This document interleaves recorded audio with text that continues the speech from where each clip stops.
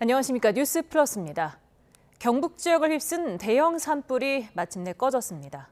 산림당국은 조금 전 오후 5시 의성에서 시작해서 경북 북부로 퍼진 산불의 주부를 진화했다고 선언했습니다. 지난 22일 오전 11시 25분에 불이 시작된 지 만 엿새 만입니다. 취재기자를 연결합니다. 이윤재 기자. 네, 경북 의성 산불 현장지휘본부에 나와 있습니다. 네, 경북 북부 지역 산불에 주불이 잡혔군요. 그렇습니다. 산림청은 조금 전인 오후 5시 경북 의성에서 시작해 안동과 청송, 영양, 영덕으로 번진 이번 산불의 주불을 진화했다고 밝혔습니다. 지난 22일 시작돼 엿새만, 정확히는 149시간 만에 불이 꺼졌습니다. 어제부터 내린 비가 산불 진화에 결정적인 역할을 했습니다.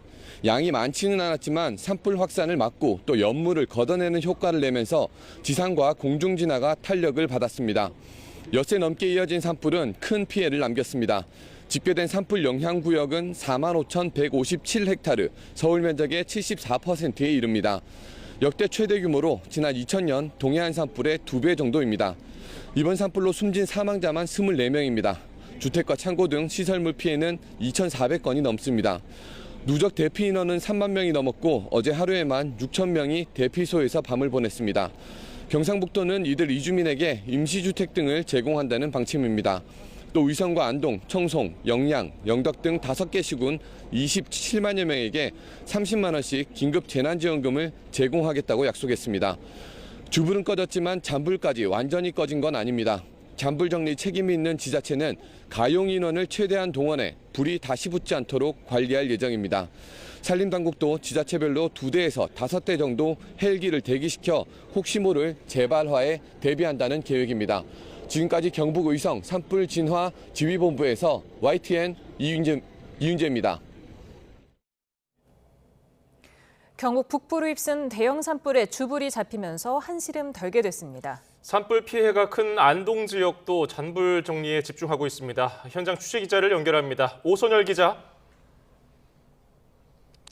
네, 경북 안동입니다. 네, 안동 지역도 다행히 불길이 잡혔는데요. 현장 상황 전해주시죠.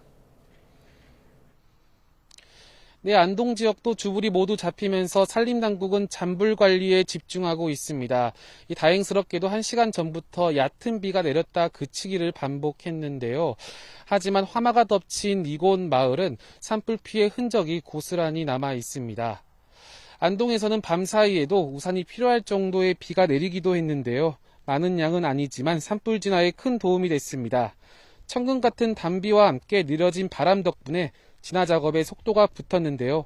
오후 5시를 기해 안동에 번진 불길 171km 구간이 모두 진화됐습니다. 하회마을과 병산서원 등 주요 시설물에도 화재 지연제를 뿌리고 밤새 진화 인력을 배치해 피해가 없는 상태입니다. 진화에 좋은 환경이 갖춰지면서 산림당국은 해가 지기 전 불을 모두 껐는데요. 메마른 날씨가 이어진 만큼 잔불이 다시 산불로 번지지 않도록 각별한 주의가 필요합니다. 오후 들어 바람도 조금씩 거세지고 있는데요. 산림당국은 위험구역에 진화헬기를 투입하고 잔불과 뒷불 관리에 집중하고 있습니다. 이번 산불로 안동에서만 주택 900여 채가 피해를 봤는데요. 대피 주민 2,700여 명은 하루라도 빨리 복구 작업이 완료돼 집으로 돌아가기만을 기다리고 있습니다. 지금까지 경북 안동에서 YTN 오선열입니다. 경남 산청에서 발생한 산불은 지리산 천왕봉을 위협하고 있습니다. 당국은 방화선을 구축하고 사투를 벌이고 있습니다. 현장 취재기자 연결합니다. 임형준 기자. 네, 경남 산청군 산불 현장에 나와 있습니다. 네, 임 기자, 산불이 지리산으로 계속 번지고 있는 겁니까? 네, 제 뒤로 보이는 산이 구곡산입니다. 산불은 지난 21일, 그러니까 지난주 금요일에 이 구곡산에서 발생해 인근 지역으로 번졌습니다. 이 구곡산 너머에 지리산이 있는 건데요. 당국은 우리나라 제1호 국립공원인 지리산과 지리산의 상징인 천왕봉을 지키기 위해 그야말로 사투를 벌이고 있습니다. 당국은 이 헬기도 지리산 쪽으로 집중적으로 투입하고 있습니다. 진화율은 오후 2시 기준 92%입니다. 산불 영향구역은 1,800헥타르입니다. 전체 불의 길이는 71km로 이 가운데 65km가 진화됐고 남은 불의 길이는 6km입니다. 지리산 국립공원의 산불 영향구역은 60헥타르 정도로 추정된다고 당국은 밝혔습니다. 희망 섞인 소식도 있는데요. 하동 지역에 불길이 잡혔다는 겁니다. 산림청 관계자는 하동의 불길은 잡았다면서도 일부 지역에서 연기가 보이는 곳도 있다고 설명했습니다. 하동 지역 불길이 다시 살아날 우려가 있는 겁니다.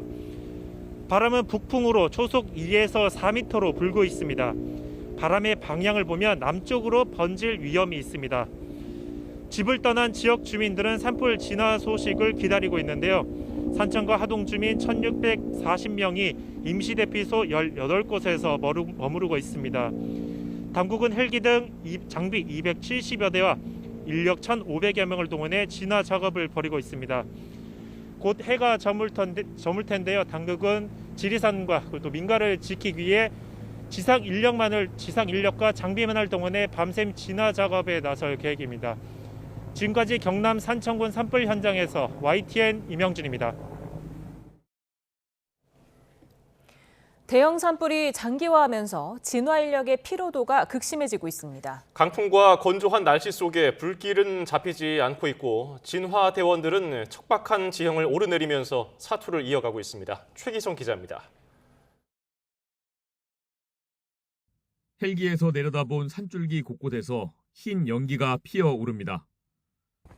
불길 바로 앞에선 진화대원들이 필사적으로 화재 진압에 나서고 있습니다. 전국 각지에서 발생한 산불이 계속되면서 진화대원들 피로가 쌓여가고 있습니다. 한 소방관은 방화복 상의를 벗은 채 주차장 바닥에 그대로 쓰러졌고 또 다른 소방관은 소방차 옆 아스팔트 바닥에 불편한 자세로 누워 있습니다. 불을 끄느라 시간이 촉박해 제대로 식사를 하지 못하고 김밥 등으로만 끼니를 때우는 소방관 모습이 공개되기도 했습니다. 진화에 투입된 대원들은 밤낮 없이 산속을 오르내리며 작업을 이어가고 있지만 현장 여건은 녹록지 않습니다. 등진 펌프 이제 메고 산에 올라갔는데요. 산이 이제 가팔랐고 엄청 가팔랐고 그리고 나무 위에랑 불이 붙어 있어가지고 진압하는데 좀 힘들었어요. 지난 21일 경남 산청에서 시작돼 장기간 이어진 대형 산불. 거센 불길에 지쳐가고 강풍의 위험에 빠지기도 하지만 오늘도 산불 최전선에 나선 대원들은 무거운 몸을 이끌고 산에 오르고 있습니다. YTN 최기성입니다. 밤사이 내린 단비에다 오늘 오후 영양과 안동 등 경북 동해안 지역에 추가로 비가 내리면서 산불 진화에 큰 도움이 되었습니다. 주말에도 건조함과 강한 바람은 여전할 전망이라 안심할 수는 없는데요. 과학기상부 연결해서 기상 상황 알아봅니다. 박소정 기자, 어젯밤 구름대가 기적처럼 내려와서 진화에 도움을 준 데 이어서 오늘 오후에도 또 일부 비가 내렸죠? 네, 그렇습니다. 어제 북서쪽 내륙에서 예보에 없던 구름대가 내려오면서 산불 발생 지역에 밤사이 1에서 3mm가량 기다리던 단비가 내렸었죠. 오늘 오후에도 경북 동해안에 추가로 5mm 미만의 비가 내렸습니다. 레이더 화면 잠시 보면서 얘기하겠습니다. 오늘 오후 상황인데요. 강원 지역을 뒤덮었던 눈비 구름대가 일부 아래로 내려왔습니다. 그리고 경북 동해안 쪽에 비를 뿌렸는데요. 특히 울진과 영양, 안동, 영덕 지역을 지나가면서 많은 양은 아니었지만 이 지역 산불 진화에 도움을 추가로 줬습니다. 하지만 아쉽게도 의성이나 청송, 산청 등 깊숙한 내륙까지는 구름이 오지 않았습니다. 앞으로도 일주일 동안은 비 예보가 없습니다. 다행히도 주불이 잡혔지만 이번 주말까지 산불 진화가 잔불 정리까지 모두 마무리돼야 추가 발화를 막을 수 있을 것으로 보입니다. 네, 강풍이 산불 재발화의 관건인데 바람은 어떻습니까? 네, 현재 서해안과 전남 남해안을 중심으로 강풍특보가 내려져 있습니다. 산불 지역에는 주로 북서풍이 불고 있는데 초속 5m 안팎, 강한 곳은 9m 정도로 바람이 아주 강한 건 아닙니다. 그러나 순간 최대 풍속이 10에서 15m 안팎의 강한 바람이 불 수도 있고 또 산간 지방에는 초속 25m의 돌풍이 불 수 있기 때문에 안심할 상황은 아닙니다. 남아있던 잔불이 다시 살아나거나 불씨가 날아가서 다른 곳에 옮겨붙을 가능성이 여전하기 때문입니다. 건조함도 문제입니다. 경북권에 내려진 건조특보 계속해서 유지되고 있습니다. 다만 고온, 건조, 강풍까지 최악의 3박자 가운데 비가 조금 내린 데 이어서 고온은 해소가 됐습니다. 어제보다 10도가량 뚝 떨어졌는데요. 경북 지역의 낮 기온이 9도에서 15도 사이에 머물면서 낮에도 쌀쌀했습니다. 그리고 주말 내내 이렇게 쌀쌀한 날씨가 이어집니다. 서울뿐 아니라 경북 지역은 내일 아침 영도 안팎 또 모레는 영하권으로 내려갈 예정입니다. 지금까지 과학기상부에서 YTN 박소정입니다. 네, 산불과 관련한 현재 상황 박재성 숭실사이버대 소방방재학과 교수와 얘기 나눠보겠습니다. 어서 오십시오. 네, 안녕하십니까. 네, 지금 경북 산불 주불이 발생 149시간 만에 진화됐습니다. 네. 6일하고도 5시간 네, 만인데요. 그렇습니다. 아무리 그렇다 하더라도 잔불이 다시 또 주불로 바뀔 가능성도 남아있기 때문에 끝까지 긴장을 놓아서는 안 되겠죠. 네, 지금 완전 진화가 됐다는 것이 아니라 큰 불인 주불을 잡았다라고 하는 거에 의미가 있다라고 하는 것입니다. 그러니까 이 주불이 잡히면 그 다음 단계가 잔불이 남아있는가라고 하는 것이고, 특히 우리나라 산에는 낙엽이나 이런 것들에 의한 퇴적층이 굉장히 깊게 있습니다. 그러면 그 안에 불씨가 있게 되면은 보이지 않는 불씨가 열을 축적했다가 다시 발화하는 경우가 있고요. 앞서서 날씨에서도 얘기가 나왔던 것처럼 앞으로 일주일 정도 우리나라에 그 비 예보가 없습니다. 이런 건조한 날씨가 계속된다는 얘기고, 오늘 저녁에도 초속 3m에서 9m/s 정도의 바람이 계속적으로 분다라고 하는 건데, 이게 또 하나의 의미가 있는 것이 우리가 야간에 헬기를 띄우려면은 바람이 5m/s 이하여야지만 헬기가 뜰 수가 있습니다. 예. 5m/s가 넘어가게 되면 헬기가 뜰 수가 없는 그런 부분이니까 제발 바람도 5m/s 밑으로 이제 좀 해주면 되고, 순간 최대 풍속 같은 경우는 지금 10에서 15m 정도가 예측이 되고 있습니다.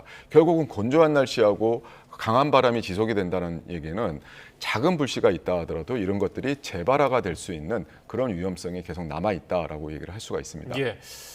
뭐 역설적이게도 큰 불은 낮에는 비교적 육안으로 확인이 가능하잖아요. 연기도 네. 보이고, 야간에는 이게 잔불이 낮에는 환하기 때문에 잔불 같은 것도 잘 안 보일 것 같아서 야간에 다시 발화할 가능성이 좀 큰지 어떤지요? 그렇습니다. 야간이 되면은 아무래도 이게 산불에 불을 완전히 껐다 하더라도 연기 같은 거나 이런 것들은 계속적으로 발생을 합니다. 그리고 시계적으로 제한이 되고, 더군다나 야간이다 보면 야간 자체에서도 시계가 제한이 되다 보니까 작은 불씨가 다시 살아나는 것을 발견하는 것이 굉장히 쉽지가 않습니다. 그렇게 됐었을 땐 결국은 지상에서 산불 진화대에 의해서 일일이 또 확인을 하고 다니고 이렇게 해야 되는 그런 일들이 발생을 하는데, 지금 산불 진화대가 지금 근 일주일 이상 거의 쉬지도 못하고 계속 현장에 투입돼서 그 가파른 산악을 계속 오르락내리면서 하다 보니까 이분들이 거의 체력이 고갈되고 탈진이 된 상태라서 예. 참 걱정이 되는 상황입니다.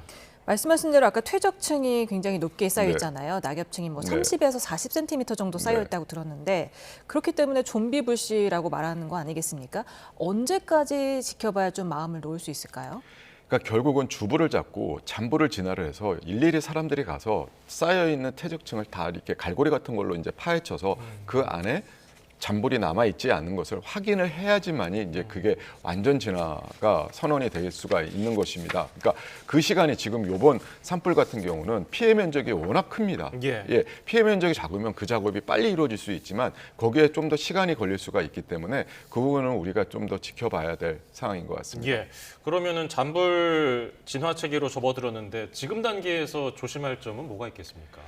결국은 이제 다시 재발화를 방지를 해야 되는 그런 상황입니다. 아무래도 지금 전체적으로 우리 헬기 같은 장비들도 지속적으로 일주일 정도 계속적으로 지금 투입이 되고 있다 보니까 예. 그런 부분들이 여러 가지로 사고의 위험성도 있고요. 앞서 말씀드렸던 것처럼 우리 산불 특수진화대나 공중진화대나 소방관들 같은 경우 거의 지금 체력이 고갈된 그런 상태에 있습니다. 그럼에도 불구하고 계속적으로 현장에 투입되고 잔불에 대한 것들을 일일이 확인을 했었을 때 그런 부분들이 또 물론 이제 산불이 재발화가 되는 그런 것들도 지금 굉장히 좀 위험한 상황이고 이런 것이 가장 중요하게 체크해야 될 사항이지만 우리 이제 인력 산불 진화대나 이런 분들이 본인들의 안전을 지키는 이런 분들 그런 분들이 가능한 한 좀 여건이 되면 그분들에게 교대를 해줘서 체력적으로 좀 다시 회복이 될 수 있도록 하는 것도 중요한 것 같습니다. 네, 많은 양은 아니었지만 그래도 어제 네. 오늘 내린 비가 좀 도움이 됐을까요? 워낙 지금까지 날씨가 건조하지 않았었습니까? 그래서 저도 사실 어저께 뭐 5mm 미만의 비가 내린다라고 했었을 때 이게 제발 많은 도움이 됐었으면 좋겠다라고 하면서도 한편으로는 과연 어느 정도 산불을 진화하는 데 도움이 될까라고 하는 그런 우려 섞인 마음도 있었는데 다행히도 어저께 내린 산불이 습도를 굉장히 올려줬고요. 굉장히 메말랐던 그런 땅을 일부라도 적셔줬다 보니까 오늘 또 특히 오전에도 바람이 초속 3m 이하로 굉장히 잔잔하게 불었습니다. 이런 것들이 결국은 주부를 잡을 수 있는 그런 여건을 굉장히 형성을 해줬던 것이고, 그리고 우리 뭐 산림 당국이나 소방이나 이런 데서 총력적으로 대응을 하다 보니까 큰 불은 잡을 수 있지 않았나 이렇게 생각이 됩니다. 예. 경북 의성군에서 발생한 산불이 어쨌든 가장 가까운 안동시로 번져나가면서 한때 안동 시민들 대피령이 내려지기도 하고 또 하회마을에도 불씨가 튀진 않을까 걱정이 많았는데 일단 오늘은 진화율은 낮았지만은 그 일몰 전에 불이 꺼져서 다행인 것 같습니다. 그렇습니다. 우리가 이제 가장 걱정했던 것 중에 하나가 산림이 타는 곳도 있지만 이 경북 안동 이쪽 지역에는 우리 중요한 국가문화유산들이 굉장히 많이 있습니다. 특히 하회마을 같은 경우까지 근접한 장소까지 산불이 다가왔다라고 하는 것이고, 또 안동 같은 경우는 시내로 이제 산불이 번지고 있다. 이제 안동은 워낙 주변이 산림으로 이제 많이 이렇게 둘러싸여져 있고 그 지형적인 또 특성이 있다 보니까 그런 것이 있었는데, 아무래도 이제 우리 또 그런 부분들에 대해서 적극적으로 대처를 했고 그런 것들이 이제 또 안동 같은 경우도 우리 국가 중요한 무산들 일부 소실이 됐지만 그래도 지켜낼 수 있지 않았나 생각이 됩니다. 그런가 하면은 산청 지역에서는 지금 지리산 국립공원 쪽으로 향한 산불 진화의 총력전이 펼쳐지고 있지 않습니까? 어떻게 전망하시는지요? 이제 그게 가장 또 우려되는 부분입니다. 지리산 국립공원 같은 경우에는 거기는 또 뭐 해인사도 있지만 지금 불에 타고 있는 쪽하고는 좀 떨어져 있긴 하지만 또 그 안에는 우리나라 희귀식물들도 굉장히 많이 있습니다. 뭐 대표적으로 반달곰 같은 경우가 뭐 90여 마리가 거기서 생존을 하고 있고요. 또한 이제 지리산 같은 경우는 워낙 산세도 험하고 그리고 그 안에 고목, 산림도 굉장히 울창하게 되어 있다 보니까 지금 이 산불이 지금 90% 정도 이상 진화율을 보인다라고 했지만 다시 강풍을 탔었을 때 혹시라도 확산되지 않을까라고 하는 이제 그런 우려가 되고 있는데, 아무래도 지금 그나마 다행인 것은 다른 쪽에서 주부를 잡았기 때문에 딴 쪽에 투입됐던 장비를 그쪽에 조금 더 집중적으로 투입할 수가 있기 때문에 제 생각에는 뭐 거기 지리산 쪽도 큰 불은 잡지 않을까 이렇게 생각이 됩니다. 예. 지리산 천왕봉이 위협을 받고 있는 상황이네요. 천왕봉은 뭐 많은 분들 아시다시피 지리산의 주봉이고 정상이고 지리산의 상징인데 여기까지 위협을 받는다는 거는 좀 위험할 수도 있겠다는 생각이 드는데요. 지금 남동풍이 부는 바람 방향은 어떻습니까? 이게 좀 영향을 많이 줄까요? 네, 오늘 뭐 지금 이제 바람의 방향이 북서풍이 이제 불 거다. 그래서 이제 오늘 같은 경우 이제 기온이 굉장히 내려가지 않았습니까? 결국은 이제 북서풍이 불어오면서 북서풍이군요. 기온을 굉장히 낮추게 된 것인데, 이 북서풍이 분다라고 하는 것은 결국은 산불이라고 하는 것은 바람의 방향에 따라서 이제 확산될 수 있는 확률이 굉장히 높습니다. 그러면 북서풍이 분다라고 하는 것은 산불은 남동쪽으로 확산될 수 있는 위험성이 더 크다라고 볼 수가 있는데 결국은 지금까지 불에 타지 않았던 아직까지도 울창한 산림이 남아 있는 그 지역으로도 또 산불이 혹시라도 진행될 수 있는 그런 여지가 있다라고 하는 것입니다. 그러다 보니까 이제 그런 부분들 이런 것들이 조금은 더 우리가 관심 있게 보고 우려가 되고 있는 상황입니다. 차고 메마른 북서풍이 강하게 불어올 것으로 보인다는 기상 예보가 있었는데 찬바람이 그래도 더운 바람보다는 낫습니까? 이 바람이 차다 덥다라고 하는 것은 뭐 큰 차이는 없고 이게 건조하냐 좀 습하냐 이런 부분들에서 차이는 있는데, 아무래도 뭐 바람이 좀 더 더우면 건조한 날씨에서 결국은 불에 탈 수 있는 낙엽이나 이런 것들을 훨씬 더 메마르게 할 수 있는 그런 부분들은 있을 수가 있겠죠. 헬기가 이제 산불을 잡는 데 큰 역할을 하는데 이 지리산에서는 좀 위험하진 않을까요? 그러니까 이제 아무래도 이제 지리산 같은 경우는 이제 지금 벌써 일몰이 돼서 이제 야간으로 이제 넘어가고 있는 단계입니다. 그래서 야간으로 넘어갔었을 경우는 특히 지리산 같이 산세가 험한 데 같은 경우에서는 헬기가 그 직접적인 그 불에 타고 있는데 가까이 가서 이제 그 물을 뿌리는 것 자체에 굉장히 제약이 될 수밖에 없고요. 무엇보다도 앞서 말씀드렸던 것처럼 풍속이 5m/s가 넘어가게 되면 야간에는 산불을 이제 헬기가 띄울 수가 없기 때문에 이런 부분 환자분들이 지금 지리산 산불에서 아직까지 지리산은 100% 지금 주부를 잡은 것이 아니기 때문에 이런 부분들이 오늘 야간에 제발 강한 바람이 불지 않고 산불이 헬기가 적극적으로 투입이 돼서 산불을 잡을 수 있도록 해주는 것이고요. 앞서 말씀드렸던 것처럼 워낙 산세도 험하고 그러다 보니까 우리 헬기 조종사분들이나 산불 진화할 때 무엇보다도 안전에 더 유의를 해주셨으면 좋겠습니다. 네, 지금 여전히 산불 재난 위기 경보가 심각 단계이지 않겠습니까? 혹시라도 새로운 불이 또 발생하지 않을까 걱정이 되는데요. 그렇습니다. 우리 국민들이나 정부에서도 가장 우려하는 그런 부분이죠. 지금 이제 큰 불을 잡았다라고 하는 것은 정말 큰 불만을 잡은 것이고 다시 이 비가 내리지 않고 건조한 날씨가 지속이 되고 강한 바람이 분다라고 하는 것은 기존에 불이 났던 데에서 재발화가 될 수도 있는 부분이고 불이 발생하지 않았던 데에서 새롭게 산불이 또 시작될 수가 있는 부분들이기 때문에 이런 부분들에 대해서 좀 더 우리가 선제적으로 확인을 하고 예방하고 체크를 해봐야 될 것 같습니다. 예. 지금 최악의 산불, 마을 주택뿐 아니라 오래된 시설들 잿더미로 만들었는데요. 그 참담한 피해 상황을 시청자들의 제보 영상으로 저희가 몇 가지 좀 보여드리겠습니다. 예, 건물이 새까맣게 그을려 버렸습니다. 바닥에는 잔해가 널브러져 있고요. 경북 영덕군 대탄리 바닷가에 있는 펜션입니다. 이게 펜션이라고 믿어지십니까?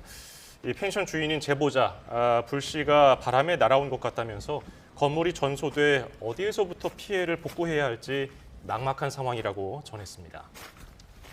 네, 다음 영상도 보시죠. 주택 한번 보시겠습니다. 주택 지붕이 엿가락처럼 늘어졌습니다. 가전과 가구 등은 온데간데 없이 뼈대만 남았습니다.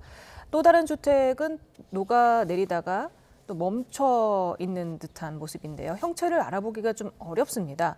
마당에 세워져 있던 차량들도 모두 타버렸고요. 그리고 컨테이너와 간이 화장실 등 곳곳에 있는 건물 중에 성한 게 없습니다. 경북 청송군 파천면의 피해 상황인데요. 제보자는 집을 비운 사이 화마가 마을을 덮쳤다고 합니다. 예, 하늘은 아주 맑고 새파랗지만은 커다란 고목이 이파리 하나 없이 처량하게 서 있습니다. 주변에는 잘려나간 나뭇가지들이 흩어져 있고요. 경북 안동시 일직면 광연리에 있는 마을의 모습인데요. 제보자는 불이 나서 불을 피해서 대피했다가 돌아와 보니까 마을의 상징이었던 원래 모습은 저렇게 푸른 잎을 다 달고 있었습니다. 1000년 가까이 된 고목이 잿더미로 변했다면서 안타까운 소식을 전해오기도 했습니다. 네. 계속해서 교수님과 얘기 나눠보도록 하겠습니다. 지금 이번 산불이 피해 면적도 최악이지만 인명피해가 너무 크지 않았습니까? 지금 사망이 28명, 부상이 37명, 산불 사상자가 65명으로 집계되고 있습니다. 네. 어떻게 보셨어요? 이번 산불의 가장 큰 특징 중에 하나가 앵커님께서 말씀하셨던 것처럼 피해 면적이 큰 것뿐만 아니라 인명피해가 크다는 것입니다. 그래서 28분이 돌아가셨습니다.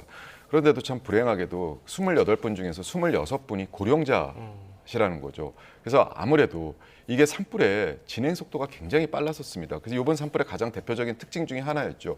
8.2km 정도로 산불이 빠르게 확산이 됐던 건데 그 전에 가장 산불이 빠르게 확산됐던 산불 화재가 2019년도에 고성 산불이었습니다. 그때가 5.2km였으니까 지금 8.2km하고 비교를 해보게 되면 이번 산불이 그 전에 가장 빨랐던 산불보다도 약 50% 정도 더 빨리 산불이 확산이 됐던 것이고, 그리고 아무래도 그 지역에 고령자분이 많이 거주를 하고 계셨고, 그리고 이제 그분들 같은 경우 산불이 빠르게 확산이 됐었을 때 미처 대피를 하지 못했던 그런 문제점들이 있고, 이번에 또 저희가 계속적으로 지금 노출되고 있는 문제점이 이런 어떤 대규모 재난이 발생하면 재난 문자, 대피 문자가 이제 발송이 됩니다. 근데 고령자분들 같은 경우는 그런 것들을 확인할지를 모릅니다. 확인을 하지 않는 경우가 있고 또 스마트폰을 잘 쓰지 않고 휴대폰이 없는 경우들도 굉장히 많이 있기 때문에 이번에 여러 차례 재난 문자를, 대피 문자를 보냈지만 몰랐다라고 하시는 분들이 굉장히 많이 있습니다. 그러면 과연 이런 대피 문자나 재난 문자, 특히 긴급하게 대피할 때 이런 것들이 이런 고령자분들에게는 실효적인 방법이 아닐 수도 있다라고 하는 것이 이번에 이제 또 노출이 됐기 때문에 그러면 과연 이런 부분들을 어떻게 개선해야 될까라고 하는 것도 우리가 이 시점, 이 화제를 계기로 해서 한번 진지하게 고민을 해볼 필요가 있지 않나 생각이 됩니다. 예, 이런 산골 마을에 이제 고령자들이 많은데 말씀하신 대로 그런 예. 좀 피해를 더 이상 막으려면은 어떤 대책이 필요하다고 보십니까? 그러니까 대피가 우리가 이제 뭐 어떤 사고나 재난이 발생했을 때 매뉴얼 얘기들을 굉장히 많이 합니다. 그 매뉴얼이라고 하는 것은 굉장히 실효성이 있어야 됩니다. 그러니까 특히 우리가 이제 이렇게 산불 같은 경우는 고령자가 만약 거주하고 있는 경우는 이런 매뉴얼이나 대피와 관련된 가이드북이 굉장히 그 지역적인 특성, 사람적인 특성을 반영을 해야 되는 것인데 그냥 일반론적인 뭐 안전하게 호흡기를 막고 대피를 하십시오. 뭐 이렇게 낮은 곳으로 대피하십시오라고 했었을 때 그분들이 그거를 충분히 이해할 수도 없고 마음이 급한데 그렇게 할 수도 없다라고 하는 것이죠. 예를 들게 되면 호주 같은 경우는 산불 대피 가이드북이라는 것이 있습니다. 예. 이거를 마을 단위로 작성을 합니다. 그러면 그 산불과 관련된 그 마을의 특성, 대피 장소의 특성, 대피 경로, 그리고 그 마을에 있는 재취약자의 수 이런 것들이 다 그 기록이 되어 있습니다. 그러면 평상시에 그분들에게 그게 다 배포가 되고 예. 그런 것들은 숙지를 하고 있었을 때 그게 실효적으로 대피를 할 수가 있는 부분이니까 우리도 이제 뭐 기관별로 뭐 표준행동 매뉴얼이다 뭐 여러 가지 매뉴얼들을 이제 잘 갖추고 예전보다 정말 많이 좋아졌습니다. 예, 하지만 이제 이런 마을 단위, 실질적으로 이런 마을 단위에서의 대피나 이런 것들에 대한 그런 뭐 매뉴얼이라고 할지 아니면 뭐 가이드라고 할지 이런 것들도 우리가 한번 좀 더 이제 고민을 해봐야 될 때가 아닌가 생각이 됩니다. 근데 40년 새 산불이 2배 급증했다고 하고요. 그리고 또 산불이 대형화하는 추세라고 하는데 그건 왜 그렇습니까? 제가 볼 때 이제 두 가지 요인으로 볼 수가 있습니다. 우리가 계속적으로 나오는 얘기가 이상기후, 온난화 이렇게 되는 것입니다. 결국 이상기후, 온난화라고 하는 것은 기온을 올리게 된다는 것이죠. 그리고 이제 건조한 날씨를 특히 우리 봄철에 지속적으로 긴 기간 동안 끌고 간다라고 하는 것입니다. 그러면 결국은 산림이나 여러 가지가 메마를 수밖에 없는 것이고 또한 우리나라 산림이 굉장히 울창해져 있습니다. 예, 계속적으로 육성도 많이 하고 이러다 보니까 산림의 밀도가 굉장히 높고요. 더욱더 이제 우리나라 이제 산림은 특히 침엽수림이 굉장히 많고 또 요번에 굉장히 많은 피해를 입은 안동이라든지 의성 같은 경우는 우리나라 다른 지역보다도 침엽수림의 비율이 굉장히 높습니다. 뭐 50%가 넘어가고 그 침엽수림의 대부분이 소나무라고 하는 것이죠. 소나무라고 하는 것은 송진이라고 하는 기름 덩어리가 있지 않습니까? 예. 그 안에는 테라핀이라고 하는 굉장히 강한 휘발성 물질이 20% 이상이 포함이 되어 있습니다. 그러니까 이런 것들이 복합이 돼가지고 산불도 많이 발생하고 한 번 발생하면 이게 이제 초기에 잡지 못하면 대형 산불로 계속적으로 이어지는 원인이 되는 것입니다. 예. 그리고 지금 저희가 영상 보여드리고 있습니다만은 소방대원뿐 아니라 지자체별로 있는 진화대원들이 그 지역의 지형을 잘 알고 특성을 잘 알기 때문에 네. 굉장히 중요할 텐데 진화대원 고령화 문제도 지적이 되고 있어요. 그렇습니다. 우리가 이제 이 소방대원이 아닌 산림청 소속의 이제 진화대원은 크게 이제 세 분류로 이제 구분을 할 수가 있습니다. 산불 특수진화대, 공중진화대. 이분들은 이제 보다 젊으면서 이렇게 훈련도 받고 이렇게 하시는 분들이고, 그리고 이제 나머지 하나가 산불 전문 예방 진화대입니다. 우리 이제 의성 산불 초창기 때 4분이 돌아가셨는데 그 중에 3분이 산불 예방 그 전문 진화대 부분입니다. 그분들은 대부분의 연령이 60대가 넘어가고 있습니다. 우리 소방관들의 정년퇴직이 만 60세입니다. 그러니까 결국 소방관들의 정년퇴직한 이후의 나이의 분들이 이렇게 되시는데 결국 그분들은 산불을 예방을 하고 그리고 산불이 났었을 때 깊은 산속에 투입되기보다는 그 마을 근처에서 산불을 진화를 하는 이제 그런 쪽에 저로 이제 주도로 활동을 하셔야 될 그런 부분들인데 또 이제 그 지형에 대해서 잘 아시고 그분들이 이제 또 마음도 급하고 이렇게 하다 보니까 또 적극적으로 또 진화 활동에 참여하려고 하시는 것도 있고 그래서 이제 이런 부분들을 과연 이런 부분들에 대해서 고령화되어 있는 산불 전문 예방 진화대를 어떻게 우리가 조금 더 개선을 하고 안전한 조치를 확보할 수가 있는가라고 하는 것도 이번 기회에 좀 더 고민을 해봐야 되겠죠. 그렇다 보니까 산불 관리 주체를 산림청에서 소방청으로 이관해야 된다 이런 제언도 있던데 교수님 어떻게 보세요? 이거는 근 20년 정도 전서부터 계속적으로 나오는 얘기고 산림청에서는 이제 어차피 산림을 육성을 하고 산불에 대해서 가장 산림에 대해서 아는 것이 산림청이기 때문에 산림청이 이제 산불의 책임 기관이 돼야 된다라고 하는 것이고 소방이라고 하는 것은 결국은 주불은 산림청이 헬기를 갖고 끄지만 민가 쪽으로 오는 것이 불이라든지 중요한 산업시설 문화재라든지 이런 데들은 결국은 소방대가 하는 것이고 그리고 산불이 났었을 때 결국은 사람들은 산림청에 신고하는 것이 아니라 119로 이제 신고를 해서 초기에 접수하는 것이 소방이라서 결국은 초기에 화재 진압을 성공적으로 하려면 소방이 이제 지휘권을 가져야 된다라고 하는데 이쪽 부분에서는 조금 일장일단이 있습니다. 그러니까 이런 부분들을 잘 조율해서 중요한 것은 산불의 여러 지휘 체계라든지 이런 것들이 조다 일원화돼서 효율화될 필요는 분명히 있습니다. 지금 너무 이원화돼 있고 다원화돼 있고 이런 부분들이 실제 현장에서 이런 것들이 경계가 명확하게 나눠지는 것이 아니지 않습니까? 예.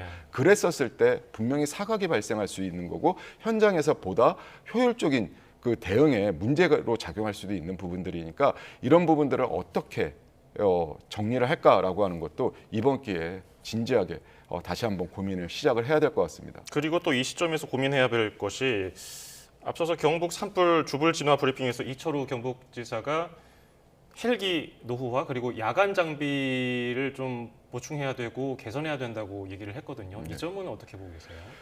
그렇습니다. 우리나라 헬기가 굉장히 노화되어 있죠. 소방청 헬기의 66% 33대가 20년 이상 됐고 24%의 12대가 30년 이상이 됐고 그중에 50대 중에 8대는 지금 러시아에서 부품을 들여올 수가 없으니까 운항을 못하고 있는 것이고 그리고 노후화된 헬기라고 하는 것은 최신의 첨단 헬기 같은 경우는 야간에 할 수 있는 야간 투시경부터 해가지고 여러 가지 디테일 장비나 이런 안전한 계기 비행을 하거나 이렇게 할 수 있는 안전 장비들이 잘 갖춰져 있거든요. 예. 그럼 노후된 헬기라는 것은 아무래도 그런 부분이 부족합니다. 쉽게 생각을 하시면 최근에 나와 있는 차 같은 경우는 안전과 관련된 여러 가지 시설들이 굉장히 많이 있습니다. 차간거리가 좁혀진다든지 우리가 사이드 밀러로서 옆에 있는 사각을 차를 못 바고 차선을 바꾸려고 할 때 경고음을 울린다든지 근데 예전에 있던 그런 차들은 그런 부분들이 굉장히 부족하지 않습니까? 예. 그게 마찬가지로 헬기에 그렇게 있다라고 하는 것입니다. 그래서 그런 부분들에 대한 문제점들이 이번 화재로 계속적으로 또 대두가 되고 있으니까 이런 부분들도 근데 거기는 또 많은 예산이 또 수반되는 예. 사업이고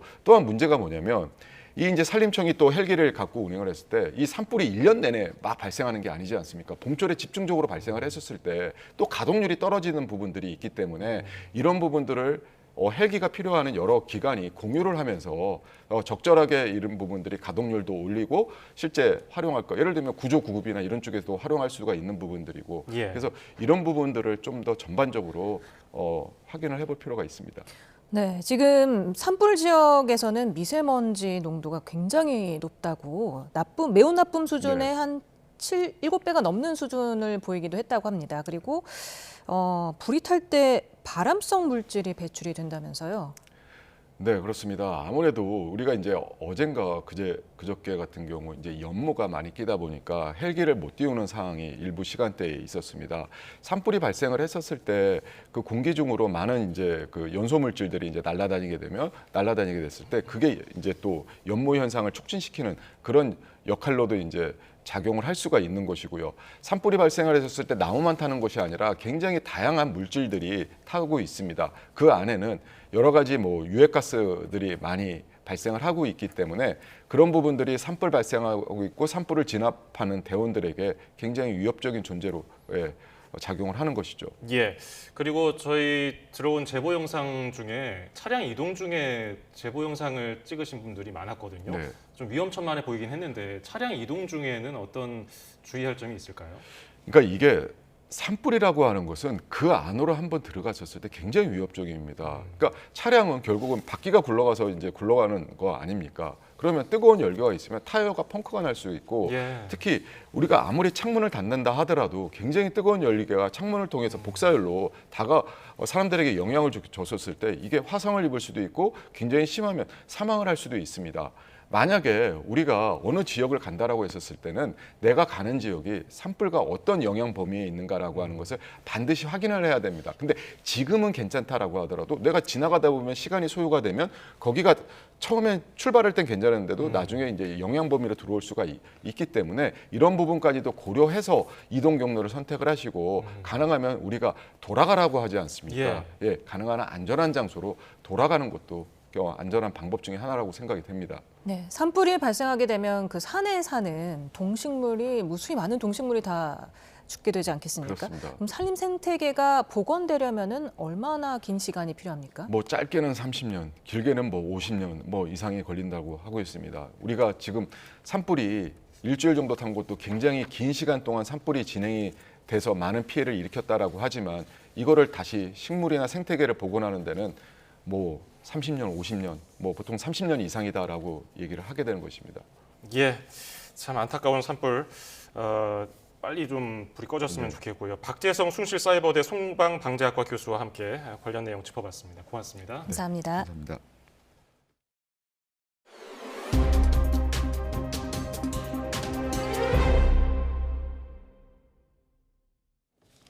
윤석열 대통령 탄핵 심판 선고가 결국 이번 달을 넘기게 됐습니다. 문영배 이미선 재판관의 임기는 이제 3주밖에 남지 않았습니다. 김영수 기자입니다. 지난달 25일 윤석열 대통령 탄핵 심판 최종 변론을 마친 헌법재판소가 3월 한 달을 꼬박 평의로만 채우게 됐습니다. 심리 100일을 훌쩍 넘겨 대통령 탄핵 심판 최장 기록을 연일 경신하고 있는 만큼 언제 결과가 나오더라도 이상하지 않은 상황입니다. 정치적인 영향을 고려해 헌재가 일단 재보궐선거가 있는 다음 달 2일은 넘길 거라는 전망이 많습니다. 다음 주 후반부터 선고 가능성이 있는 날짜로 열흘 정도가 거론됩니다. 문영배 헌재소장 권한대행과 이미선 재판관의 임기가 끝나는 다음 달 18일 전에는 선고될 거라는 관측에 따른 계산입니다.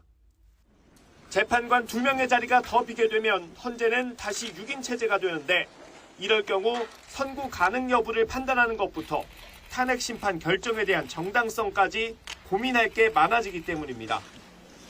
다만 윤 대통령 탄핵 심판 기간이 예상을 벗어나 길어진 원인으로 재판관들의 팽팽한 의견 대립이 유력하게 꼽히는 상황이라 선고 일정은 물론 결과까지 어디로 튈지 예측하기 어렵다는 분석도 나오고 있습니다. YTN 김영수입니다. 윤 대통령 탄핵 심판 변론이 종결된 지 한 달이 지나도록 나오지 않는 결론에 정치권은 다양한 해석을 내놓고 있습니다. 일부 헌법재판관이 선고를 내리지 않고 퇴임하는 거 아니냐는 관측도 나옵니다. 김다연 기자가 보도합니다. 속도를 내던 대통령 탄핵 심판 결론 일정과 달리 늦어지는 선고에 여당은 일부 기대감과 함께 의구심도 드러내고 있습니다. 일단 헌법재판관 8명이 5대 3으로 갈라져 탄핵 정족수인 6명에 못 미치고 있다는 가설에 힘을 싣고 있습니다. 당 핵심 인사는 YTN과 통화에서 원래 선고 기일을 잡은 뒤 평결을 하는데 문영배 소장 권한 대행이 재판관들로부터 탄핵 인용이란 확신을 받을 때까지 미루는 것 같다고 분석했습니다. 다음 달 18일 임기를 마치는 문 대행과 이미선 재판관이 끝내 결론을 내리지 않고 물러나는 것 아니냐는 전망엔 역시 기각을 전제로 한 해석을 달았습니다. 두 재판관이 진보 성향이니만큼 탄핵을 인용시키지 못할 바에 후발주자에게 넘기는 게 속편할 거란 해석인데 당에선 먹튀를 한다면 최악의 재판관으로 기억될 거란 비난도 나옵니다.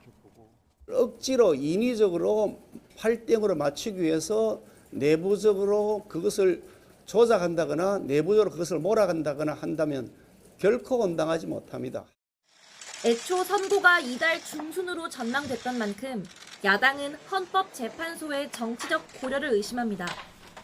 대통령 탄핵 심판을 최우선으로 처리하겠다던 공언과 달리 한덕수 대행을 포함한 다른 사건 뒤로 밀린 데다 시기적으로 이재명 대표 항소심 선고 이후가 된 점도 공교롭다는 취지입니다. 그러면서 과거 박근혜 전 대통령 사건 때도 보수 성향 재판관이 있었지만 만장일치로 탄핵이 인용됐다며 이번에도 누가 하든 똑같은 결과가 나올 수밖에 없다고 강조합니다. 재판관 한두 명이 시간을 끌고 있다는 얘기도 나왔는데 선고가 더 늦어지면 대한민국은 더 큰 혼란에 빠질 거라며 조속한 결론과 함께 한대행의 마은혁 헌법재판관 후보자 임명도 거듭 요구했습니다. 마 후보자의 탄핵 심판 참여 여부가 불투명해도 일단 최대한 인용 가능성을 높이고 다음 달 재판관 공백에 미리 대비하자는 의도로 풀이됩니다. 마은혁 재판관을 즉시 임명하십시오. 그렇지 않을 경우 마찬가지로 우리 국회는 아무것도 따지지 않겠습니다. 즉시 탄핵하겠습니다. 헌법재판관들이 어떤 패를 갖고 있는지 알 수 없는 건 정치권도 마찬가지입니다. 여당이 탄핵 기각이나 각하, 야당이 인용을 전제로 말하는 건 여론전 성격도 있는데 헌법재판소의 예상 밖 장고에 아전 인수격 해석이 난무하는 모습입니다. YTN 김다현입니다. 주말인 내일 오후 서울 곳곳에서 대규모 집회가 예상돼 교통 혼잡이 예상됩니다. 서울경찰청은 내일 오후 탄핵 찬성단체가 서울 종로구 사직로와 율곡로 일대에서 집회를 개최하고 종로 방향으로 행진할 예정이라고 말했습니다. 종로구 세종대로와 여의도 의사당대로 일대에서는 탄핵 반대단체 집회도 예정돼 있습니다. 이재명 민주당 대표의 선거법 위반 무죄에 검찰이 하루 만에 상고한 데 이어 법원도 즉각 사건 기록을 대법원에 넘겼습니다. 대법원에서 다툴 쟁점에 따라 심리 방식과 선고 시기가 달라질 전망입니다. 신지원 기자입니다. 법원이 이재명 민주당 대표의 선거법 위반 사건 기록과 증거물을 대법원으로 넘겼습니다. 항소심에서 무죄가 선고된 지 이틀 만이자 검찰이 상고한 지는 하루 만입니다. 법원은 특히 1심 6개월, 2심과 3심은 3개월이라는 법정 기간 내 판결을 선고할 수 있도록 신속하게 조치했다며 판결 선고에 따라 당선 효력이 달라질 수 있는 사건은 접수일로부터 3일 내 송부가 원칙이라고 덧붙였습니다. 관련 규정에 따르면 대법원 판단은 항소심 선고 후 석 달 이내인 6월 26일 안에 나와야 하는데 상고심 쟁점에 따라 심리가 길어질 수도 있습니다. 상고를 제기한 검찰은 1심 법원이 장기간 심리 끝에 배척한 이 대표의 일방적 주장만 신뢰했다며 법리 오해와 체증 법칙 위반을 지적했습니다. 1심에서 2년 2개월간 47명의 증인이 법정에 섰는데 2심 재판부가 마땅한 이유 없이 원심의 법정 증언을 배척했다는 겁니다. 또 이 대표의 발언 당시 고 김문기 성남도시개발처장의 친분과 백현동 특혜 의혹에 대해 유권자들이 관심이 컸다는 점도 강조했습니다. 상고심은 주로 대법관 4명으로 구성된 소부에서 선고하지만 전원합의체 판단을 구하게 될 가능성도 열려 있습니다. 소부에서 판단하는 것이 적당하지 않은 이런 사건이거나 아니면은 이 종전의 대법원의 해석에 대해서 이 부분을 달리하는 이 경우에는 전원 합의체로 판단을 해야 된다고 보기 때문에 아무래도 이 이재명 대표의 사건 자체가 굉장히 중요한 부분이고 법률적으로도 여러 가지 해석이 나올 수가 있지 않습니까? 예. 서류 송부 등 기본 절차에만 한 달 정도 소요되는 만큼 조기 대선이 치러질 경우 그 전에 상고심 결과가 나오기는 쉽지 않다는 전망입니다. YTN 신지원입니다. 서해 수호의 날을 맞아 여야 정치권은 기념식이 열린 국립대전현충원에 집결했습니다. 더불어민주당 이재명 대표는 처음 기념식에 참석해 영웅들을 추모했고 국민의힘도 숭고한 희생을 가장 먼저 기억하는 정당이 되겠다고 다짐했습니다. 정인용 기자입니다. 민주당 이재명 대표는 대전현충원 서해 수호의 날 기념식에 처음으로 참석해 서해를 지켜낸 55명 용사의 넋을 함께 기렸습니다. 과거 한때 천안함 음모론에 동조했다는 의혹을 받는 이 대표는 퇴장하는 과정에서 유족의 항의를 받기도 했습니다. 하지만 민주당은 당내 천안함 피격 사건을 의심하는 사람은 없다고 일축했고 국가가 결정한 거에 대해서 그 누구도 의심하는 사람 하나도 없습니다. 더불어민주당은 서해 수호를 위해서 늘상 굳은 의지를 갖고 있습니다. 이 대표도 기념식에 앞서 대전 현장 최고위에서 천안함 피격이라 분명히 말하며 특별한 희생엔 특별한 보상이 원칙이라고 강조했습니다. 조국을 지킨 용사들의 헌신에 응답하고 우리의 서해를 굳건한 평화의 바다로 만들어내는 일 현재를 사는 우리들이 해야 될 일일 것입니다. 일각에선 핵심 사법 리스크를 털어낸 이 대표가 안보 챙기기에 나서며 조기 대선을 바라본 우클릭 행보를 제기했다는 해석도 나왔습니다. 국민의힘 지도부 역시 대전 현충원을 찾아 서해수호 55용사를 추모했습니다. 권성동 원내대표는 국가를 위한 숭고한 희생을 가장 먼저 기억하고 가장 깊이 추모하는 정당이 되겠다고 목소리를 높였습니다. 역사가 증명하듯 평화는 힘의 결과라며 힘은 군사력과 경제력뿐 아니라 기억의 힘이기도 하다고 덧붙였습니다. 국민의힘은 앞으로도 대한민국을 지킨 모든 영웅들의 이름과 헌신을 영원히 기억하며 더 굳건한 안보와 평화를 지켜나가겠습니다.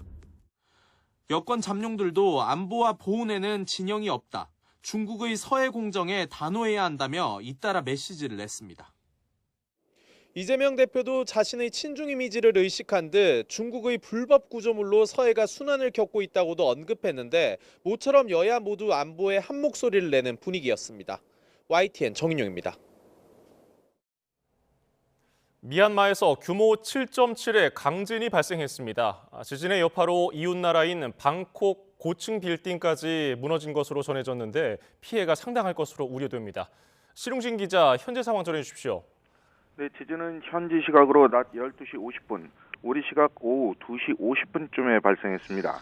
지진의 규모는 기관마다 다르게 측정하고 있는데 미국 지질조사국은 규모 7.7의 강진이 미얀마 중부를 강타했다고 밝혔습니다. 진앙은 미얀마 제2의 도시 만달레이에서 서남서쪽으로 33km, 진원 깊이는 10km로 관측됐습니다. 독일 지구과학연구센터는 규모 6.9, 중국 측에서는 7.9로 제시했는데 모두 강진을 표시하는 숫자입니다. 진동은 미얀마뿐 아니라 태국 등 이웃나라에서도 감지될 정도였습니다. 태국 수도 방콕에서 진동에 건물이 흔들리면서 사람들이 긴급히 대피했습니다. 건물에서 수영장 물이 넘치고 바닥에 금이 가는 등 당시의 상황을 전하는 화면이 계속 들어오고 있습니다. 방콕 경찰 당국은 신축 중이던 한 고층 빌딩이 무너지면서 인명피해를 파악 중이라고 전했습니다. AFP는 현지 의료진을 인용해서 무너진 건물에 40여 명이 갇혀 있다고 보도했습니다. 현재 관련 영상 등이 소셜미디어를 통해 속속 올라오고 있는데 진위 여부는 확인의 시간이 좀 필요한 상황입니다. 지진이 발생한 지 몇 시간이 안 돼서 아직 정확한 피해는 집계되지 않고 있습니다. 하지만 현재 전해지는 보도를 종합해 볼 때 상당한 인명피해가 우려됩니다. 태국과 미얀마 피해 지역에는 비상사태가 선포됐다고 외신들은 전했습니다. 지금까지 국제부에서 YTN 신홍진입니다. 의대생 복귀 기한이 며칠 남지 않았습니다. 의대생들이 제적을 피하려고 복귀는 했지만 수업 거부 등 집단 행동을 이어갈 가능성이 크다는 우려가 나오고 있습니다. 정작 내부에서는 복귀한 학생들을 향해서 비난의 화살만 쏘고 있습니다. 이문석 기자입니다. 대다수 대학이 의대생 복귀 등록을 마감했습니다. 서울대와 연세대는 의대 학생회 차원에서 복귀를 결정했습니다. 다른 30여 개 대학은 미등록 방침을 고수한다고 했지만 상당수 대학에서 과반 넘는 의대생이 돌아온 거로 알려졌습니다. 일단 학생들은 제적을 피하기 위해 복귀 등록은 하고 향후 수업 거부 투쟁을 이어갈 가능성이 있습니다. 다만 의대 안팎의 기류는 확연히 달라졌습니다. 앞서 연세대 학생회가 등록 후 휴학하겠다고 투쟁 방침을 밝혔는데도 상위단체인 의대 학생협회는 비난 성명을 발표했습니다. 자신의 안위를 위해 다른 단위들을 저버렸다며 이로 인해 다른 학교 학생들을 위협하고 있다고 언급했습니다. 전공의 단체도 마찬가지. 박단 전공의 비대위원장은 SNS에 미등록 휴학이든 복학이든 양자택일 해야 하는데 팔 한 장 내놓을 각오도 없이 뭘 하겠느냐며 등록 후 휴학 방침을 밝힌 학생들을 저격했습니다. 의사협회만 유일하게 의대생 각자 선택을 존중한다고 입장을 냈습니다. 하지만 제적하면 의사 면허를 걸고 보호하겠다는 서울시 의사회 발표는 의견 중 하나일 뿐이라며 한 발 빼는 모양새였습니다. 대학생들이 어린아이들이 아닙니다. 성인들이고요. 본인들이 결정을 할 수 있는 지성인이라고 생각합니다. 투쟁 방향들도 그들이 열심히 논의해서 그동안 결정해왔고 대학별 등록 일정은 이달 말 마무리됩니다. 의대 총장협의회가 새로 학생 복귀 일정을 3월 말까지로 합의하면서 공식적인 복귀 시한이 지난 대학도 31일까지는 의대생 추가 등록을 받아줄 거로 보입니다. YTN 이문석입니다. 백종원 대표의 더본코리아가 오늘 첫 정기 주주총회를 열었습니다. 백종원 대표는 원산지 표기 문제 등 최근 불거진 문제로 주주들에게 걱정과 실망을 안겨드렸다며 사과했습니다. 백 대표는 또 회사 내부 시스템을 원점에서 재점검하고 있다며 원산지 관리 체계를 강화하고 외부 전문가와 협력해서 투명성을 높이겠다고 덧붙였습니다. 이제 불과 닷새 앞으로 다가온 미국의 상호관세 부과에 정부와 산업계가 똘똘 뭉쳐서 파고를 넘을 준비를 하고 있습니다. 다음 주에는 한덕수 권한대행과 4대 그룹 총수와의 첫 회동도 예정돼 있는 가운데 해법을 모색할 수 있을지 주목됩니다. 황혜경 기자입니다. 한덕수 대통령 권한대행이 총리 취임 이후 처음으로 4대 그룹 총수와 공식 회동하기로 했습니다. 시점은 미국이 상호관세 발표를 예고한 4월 2일 이후입니다. 아직은 베일에 가려있는 상호관세 내용이 공개되면 정부와 재계가 대응책 마련에 머리를 맞댈 것으로 예상됩니다. 앞서 경제 6단체를 만난 자리에서도 한 대행은 민관이 원팀이 돼야 위기를 극복할 수 있다고 강조했습니다. 지금의 위기도 기업과 정부, 국민이 모두 한마음이 되어 총력을 경주한다면 충분히 이겨낼 수 있으리라고 확신합니다. 글로벌 통상 환경이 시시각각 급변하다 보니 정부도 기업도 한데 똘똘 뭉칠 필요성을 절감하는 모양새입니다. 산업부는 대책회의와 간담회 등을 잇따라 열어 관세 조치 진행 상황과 정보를 공유하는 한편 기아차 광명공장과 평택항 수출 현장을 찾아 현장 애로사항도 취합했습니다. 특히 관세로 인한 피해는 중소기업에 더 클 것으로 예상되는 만큼 정부는 긴급 경영자금 지원 등도 검토하고 있습니다. 또 불확실성이 커진 통상 환경을 악용한 원산지 세탁이라든지 핵심 기술 유출을 막기 위한 관세청 특별대응본부도 마련했습니다. 이 무역이 중요한 한국 경제 입장에서는 미국의 관세 부과와 같은 어떤 대외 환경 변화에 대한 대응이 매우 중요합니다. 이러한 위기감 속에서 정부는 말할 것도 없고 기업, 관련 기관들이 개별적으로 노력하기보다는 공동으로 대책을 마련하고. 이 밖에도 정부는 과거 정부 부처 중심으로 열렸던 대외경제 현안 간담회를 민간 경제계도 참여하는 경제안보 전략 TF로 전환하고 매주 만나기로 했습니다. 한덕수 권한대행이 직접 관세 문제를 챙기기로 한 가운데 통상전쟁 장기화에 대비하는 정부와 산업계의 긴장감도 고조되고 있습니다. YTN 황혜경입니다. 이재용 삼성전자 회장과 광노정 SK하이닉스 사장이 글로벌 CEO들과 함께 시진핑 중국 국가주석을 만났습니다. 이 회장과 곽 사장은 현지 시간 오전 11시쯤 시 주석이 베이징 인민대회당에서 주재한 국제공상계 대표 회견에 참석했습니다. 중국은 미국의 관세 폭탄에 보복관세와 광물 수출 통제 등으로 맞서는 동시에 미국을 비롯한 서방 기업에는 우호 손짓을 보내며 투자를 독려하고 있습니다. 이재용 삼성전자 회장이 시진핑 중국 국가주석과 만나는 등 일주일에 걸친 중국 출장을 마치고 돌아왔습니다. 이 회장은 오늘 서울 강서구 비즈니스 항공센터에서 출장을 마친 소감을 묻는 질문에 답을 하지 않았습니다.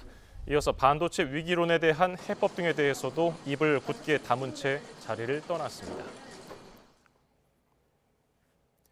토지 거래 허가구역 확대 지정으로 강남을 중심으로 한 집값 급등세는 일단 주춤한 모양새입니다. 급한 불은 껐지만 대출금리 내림세 속에 7월 추가 규제를 앞두고 막차 수요가 몰리면서 부동산 시장 열기는 당분간 계속될 거라는 전망입니다. 이형원 기자입니다. 서울 강남 3구를 중심으로 집값이 급등하자 정부가 꺼낸 카드는 토지거래 허가구역 확대 지정입니다. 지난 24일부터 시행하면서 해당 지역에 급한 불은 껐지만 부동산 시장 열기 자체를 식히지 못할 거라는 전망이 지배적입니다. 규제에 묶이지 않은 곳으로 매수세가 뻗어나가는 풍선 효과에 오는 7월 3단계 DSR 규제를 앞두고 막차 수요까지 몰리면서 집값이 들썩일 수 있기 때문입니다. 실제로 정부가 강남과 용산을 토지거래 허가구역으로 묶은 뒤 경기도 과천의 집값 주간 상승률은 0.55%로 여전히 높았습니다.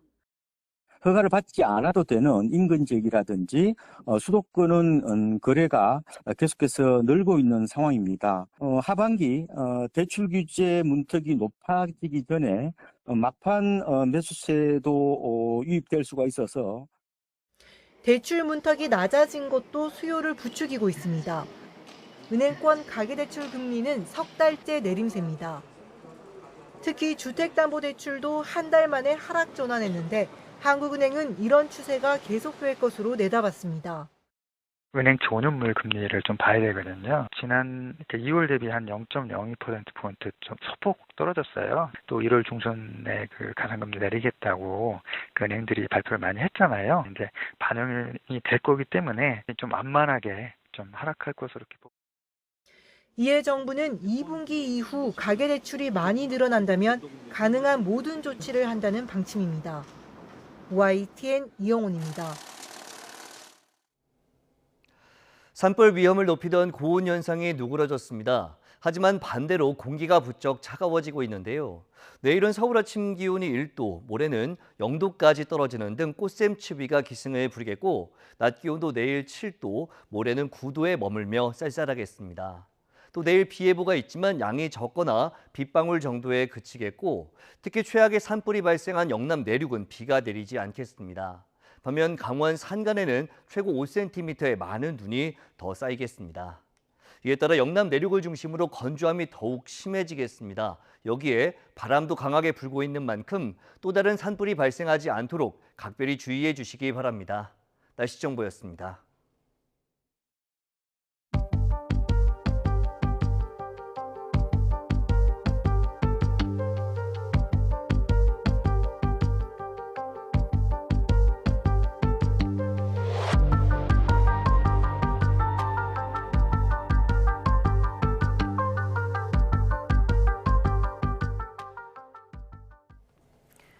경북 의성 산불로 영향을 받았던 영덕 지역 산불이 모두 진화됐습니다. 밤 사이에 내린 2mm 비와 오후부터 내린 약한 빗방울, 또 산림당국의 진화 총력전 끝에 주부를 모두 잡았습니다. 현장 연결합니다. 김기수 기자. 네, 경북 영덕 국민체육센터에 나와 있습니다. 네, 경북 영덕 지역 산불 진화율이 100%를 달성했군요.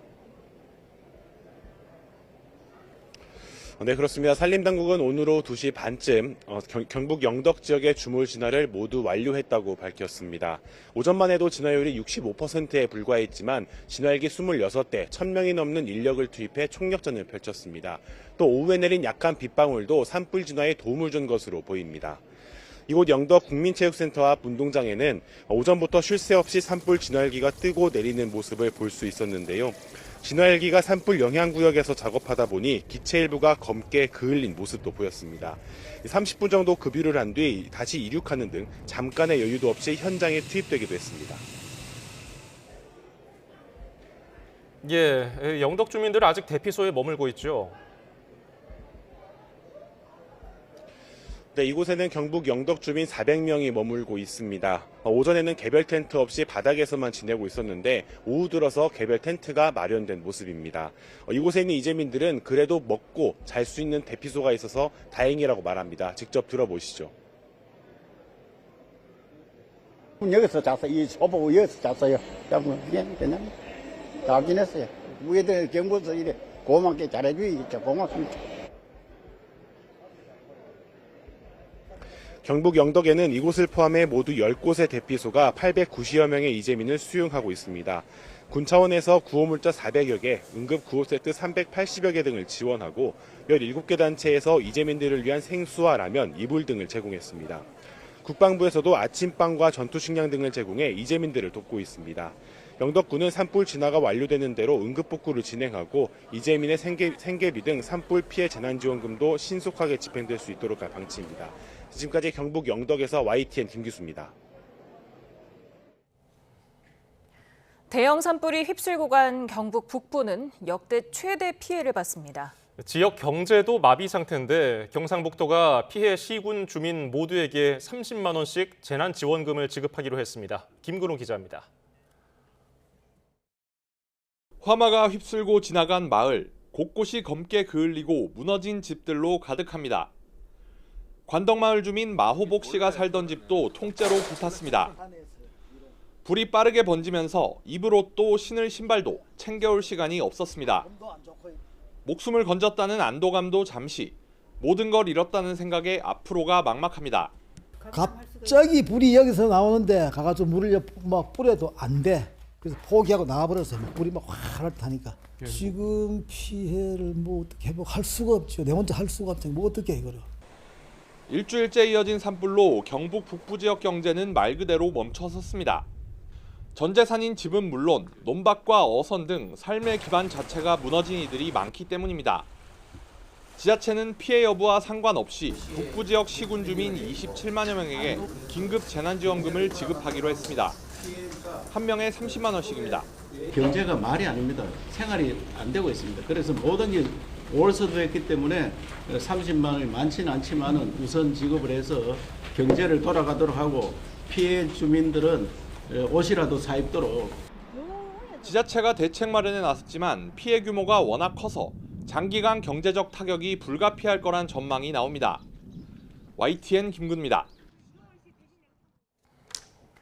산불 현장 곳곳에서는 피해 확산을 막고 복구를 돕기 위한 손길이 이어지고 있습니다. 소방관에게 무료로 식사를 제공하는 식당도 등장했고 이웃을 위해서 발벗고 진화 작업에 나선 시민도 있습니다. 정현우 기자입니다. 비어있던 식당이 어느새 주황색 옷을 입은 소방대원들로 가득 찹니다. 산불이 휩쓴 경북 영덕의 한 휴게소 식당에 소방관이 하루에 100명 넘게 찾아왔습니다. 진화대원들에겐 무료 식사가 제공된다는 소식을 듣고 방문한 겁니다. 식당 주인은 화마와 싸우려 전국에서 와준 소방관들을 위한 작은 마음의 표시라고 말합니다. 신발이고 옷이고 엉망으로 해가지고 오시는 분들 보니까 너무 가슴이 아프더라고요. 그분들 위해가 할 수 있는 거는 제가 밥밖에 없으니까. 진화대를 자처해 산불 현장으로 향하는 사람들도 있습니다.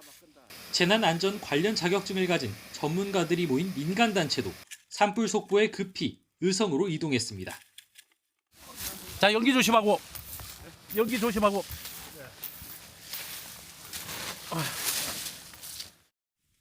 신명이 고압 살수차를 끌고 가 불을 끄고 잔불을 정리하느라 매일 구슬땀을 흘렸습니다. 아직까지는 뭐 사고 없이 잘 대응하고 있습니다. 그분들이 말씀하신 데 대해서 저희들이 다 도와드리지 못함에 대해서 굉장히 좀 죄송스럽고. 이웃이 보낸 도움의 손길은 희망의 동아줄이 됐습니다. 산불이 시작된 날 의성 농민들은 농약 분사용 차량에 물을 가득 채우고 야간 운전에 나섰습니다. 산 아래 민가를 돌면서 불을 끄고 다닌 덕분에 이곳 주민들은 위험한 순간을 피할 수 있었습니다.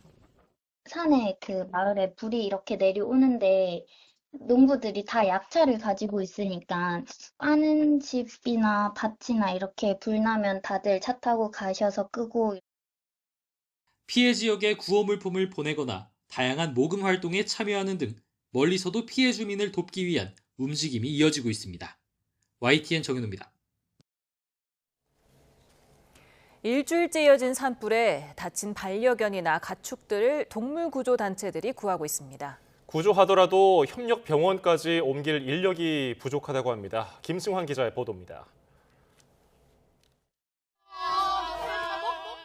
화마가 핥히고가 검게 그을린 축사에 염소의 울음소리가 울려 퍼집니다. 미처 대피시키지 못해 심한 화상을 입은 겁니다. 아파. 갈 거야. 우리 가.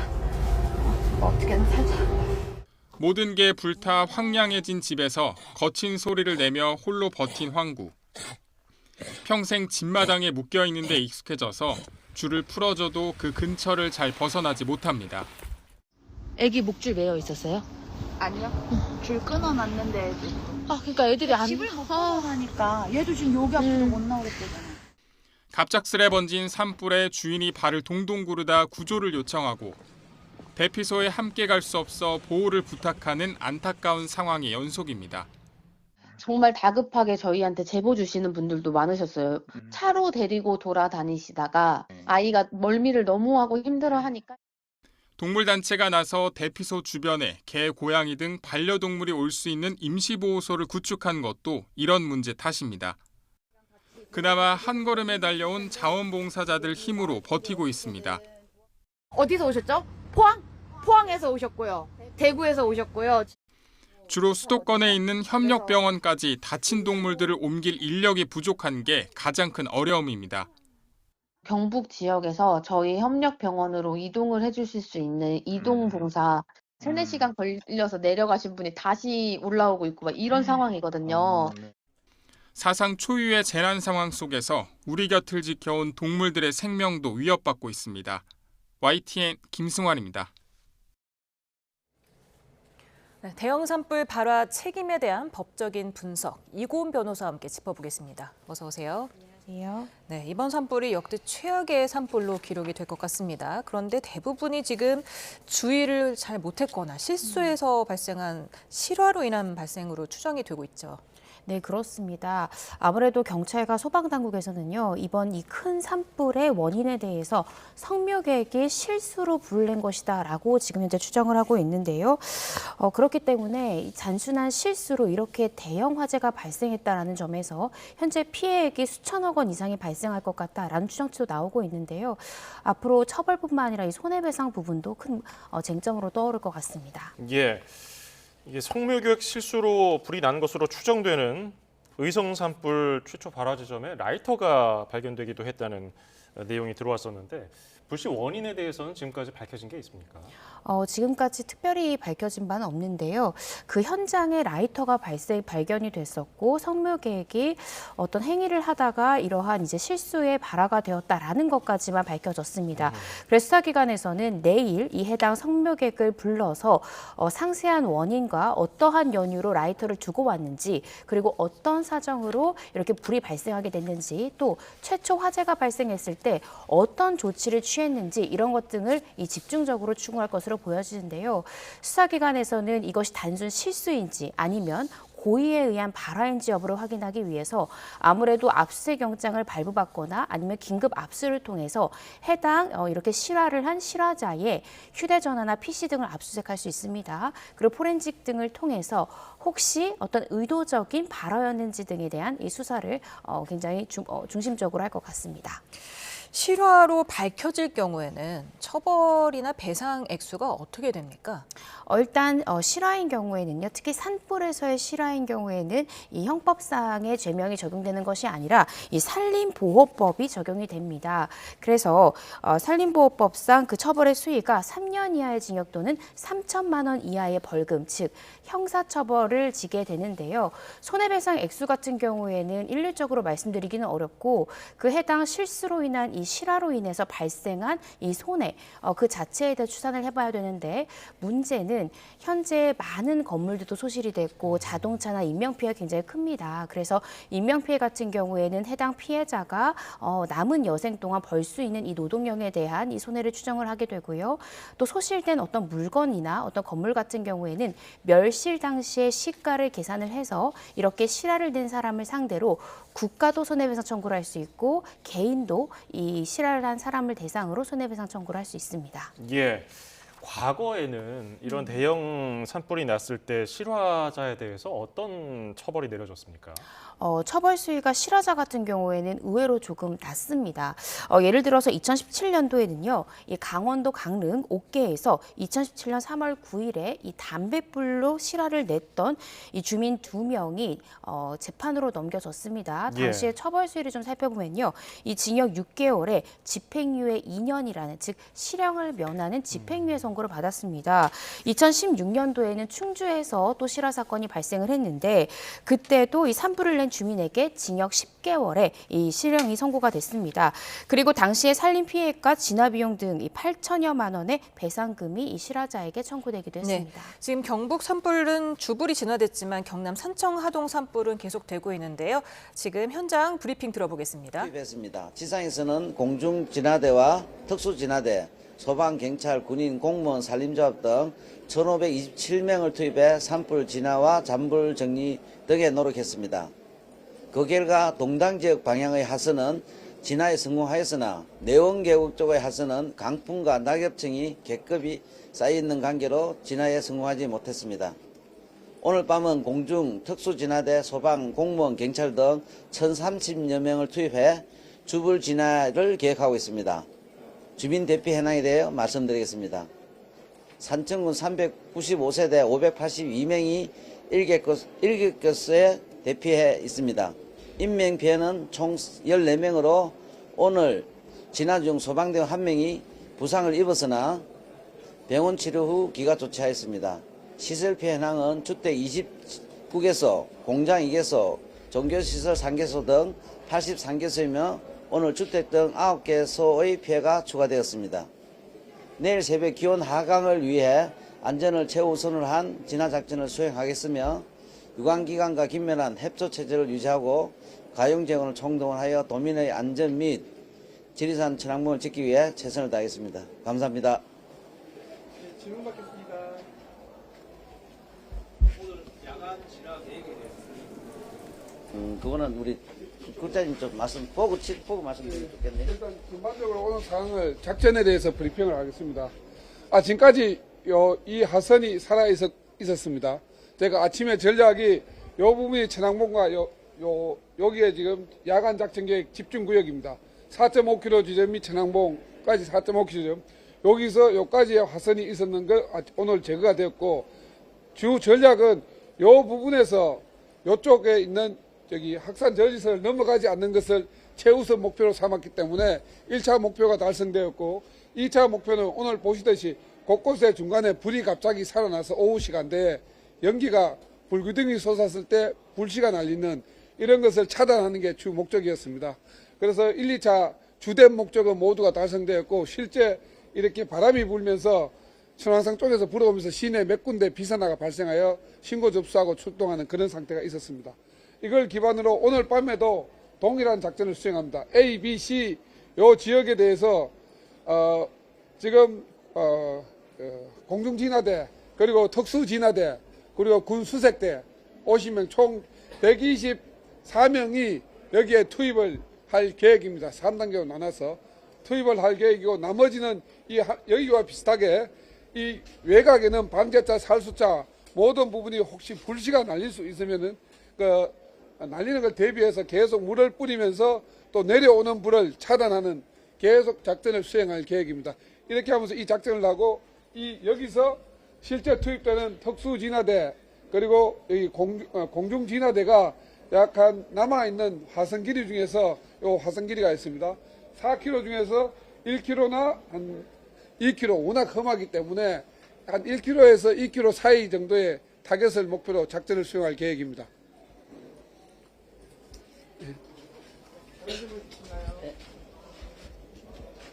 오늘 산불 지연제는 얼마나 사용이 됐습니까? 산불 지연제는 저희들이 7톤 계획이었으나 14톤을 오늘 뿌렸습니다. 총 그래서 70톤이 되었습니다. 내일 또 저희들은 한 7톤 정도를 추가하는데 여기 원래는 확산 지연제를 하려고 했었지만은 실제 진행하다 보니까 워낙 불이 급하게 났기 때문에 그걸 이용해서 같이 섞어서 뿌리면서 이 지역 방어에 사용이 되었습니다. 천왕봉까지 4.5km를 하셨는데 그건 그대로 유지가 되고 있는 거죠? 그러니까 아직 요 지점에서 똑같은 건데 저희들이 아직도 불씨가 있고 제일 중요한 거는 이 시점에서 날아가면은 숲이 우거져 있으니까 조금이라도 늦으면은 불이 커지고 그래 되면 또 순식간에 제가 말씀드렸듯이 오르막 곧바로 천왕봉까지 2000m급으로 올라가기 때문에 아주 빠른 속도로 될 가능성이 있습니다. 그래서 그런 부분은 유지가 계속 긴장은 유지하고 있습니다. 남아있는 화성 쪽에는 보면 덕산사가 가까운데 예. 덕산사까지는 지금 화성하고 거리가 얼마나 돼요? 정확히 제가 측정은 안 해봤습니다만 오늘 팀들이 이쪽에서 투입을 할 계획입니다. 제가 정확히 측정은 안 했습니다. 그건 제가 나중에 확인하면 알려드리겠습니다.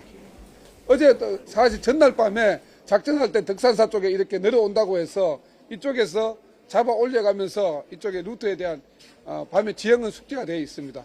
다만 어제가 가장 위험한 시기로 됐었고 여기서 지금 요금 좀 떨어져 있습니다. 어제 밤보다는 그래서 그런 작전을 수행할 계획입니다. 예. 조선일보 김민호 기자인데요.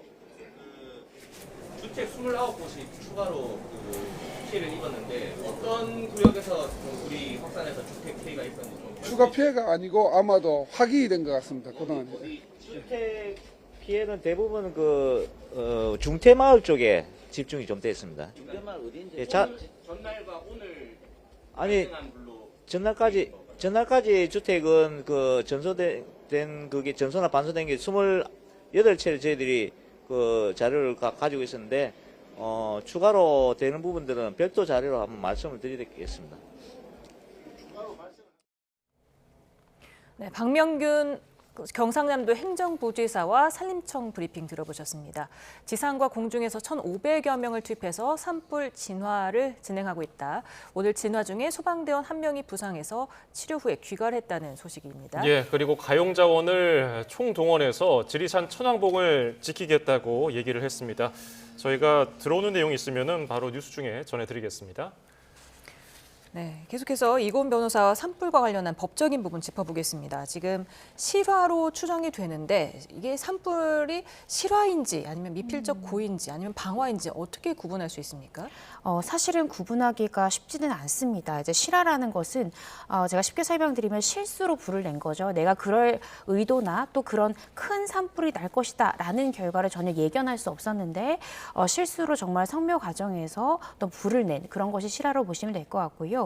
미필적 고의라는 것은 어쩌면 나의 이 행위가 산불이라는 결과를 낼 수 있다라는 점을 예견하면서도 그것에 그러한 큰 결과를 용인하는 그런 의사를 가지고 행위하는 것을 미필적 고의라고 합니다. 그래서 이 두 가지를 구분하기 위해서 굉장히 어려운 쟁점이기 때문에 이 때문에 그 실화자로 추정되는 이 성묘객에 대해서 아마 압수수색이 일어날 것이고요. 그 산불이 발생했던 전후로 그 실화자가 다른 사람과 나눴던 본인의 어떤 행위에 대해서 나눴던 그 전후에 이 대화를 통해서 이 사람이 이러한 중한 결과를 예견을 했는지 혹은 계획을 했는지 이런 것들에 대한 아마 조사가 이루어질 것이고요. 그리고 이렇게 대형 산불이 난 다음에 그 사람이 어떤 사람과 통화했고 이후에 행적은 어떠했는지 이런 것들을 수사함으로써 이것이 정말 단순 실수인지 아니면 미필적 고의가 인정되는지를 아마 수사기관에서 철저히 들여다볼 것 같습니다. 예. 지금 재산 피해도 재산 피해지만 인명 피해가 사상자가 65명이고 사망만 28명이거든요. 이게 여러 가지 면에서 실화자에게 모든 손해배상 책임이 지워지게 되는 겁니까? 지금 손해배상액만 수천억 이상일 것이다 라는 추정치가 나오고 있습니다.